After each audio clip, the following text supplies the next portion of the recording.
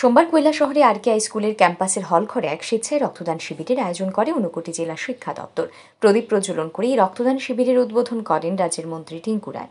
উদ্বোধনী অনুষ্ঠানে মন্ত্রী টিঙ্কু রায় ছাড়াও উপস্থিত ছিলেন কৈলাসহর পৌর পরিষদের চেয়ারপারসন চপলা রানী দেবরায়, জেলা পরিষদের সদস্য বিমল কর, জেলা শাসক দিলীপ কুমার চাকমা, জেলা শিক্ষা দপ্তরের আধিকারিক প্রশান্ত কিলিকদার, আরকেআই স্কুলের প্রধান শিক্ষক নীতিশ বিশ্বাস সহ অন্যান্যরা। এই স্বেচ্ছায় রক্তদান শিবিরে বক্তব্য রাখতে গিয়ে সমাজ কল্যাণ ও সমাজ শিক্ষা দপ্তরের মন্ত্রী টিঙ্কু রায় বলেন, নিঃসন্দেহে রক্তদান একটি মহৎ দান, তবে সমাজ সুস্থ থাকলে রক্তদানের চাহিদা কম থাকবে। সমাজকে সুস্থ রাখার লক্ষ্যে সকলকে সচেতন হতে হবে, সকলকে এগিয়ে আসতে হবে।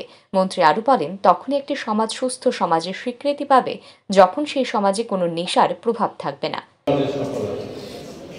আমাদের প্রয়াস থাকা যে কত রক্ত কম প্রয়োজন হয় আমাদের জেলা, যখন যত কম রক্ত প্রয়োজন হবে আমরা তত বেশি সুস্থ, তত ভালো আমরা আছি।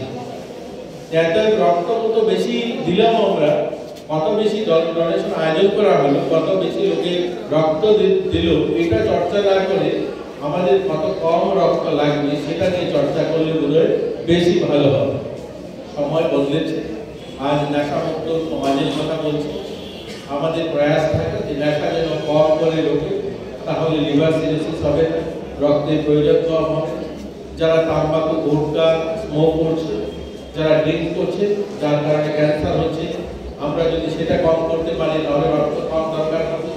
আমাদের চাইল্ড ম্যারেজ এক্সট্রিম পর্যায়ে আমাদের এই জেলাতে 38% চাইল্ড প্রেগন্যান্সি, এই রেটটা যদি আমরা কম করতে পারি, অবভিয়াসলি 13-14 বছরের কোনো মেয়ে যদি গর্ভবতী হয়, সে হসপিটালে অ্যাডমিট হয়, রক্তের প্রয়োজন তার হবে। এটা যদি আমরা কম করতে পারি তাহলে রক্ত কম লাগবে।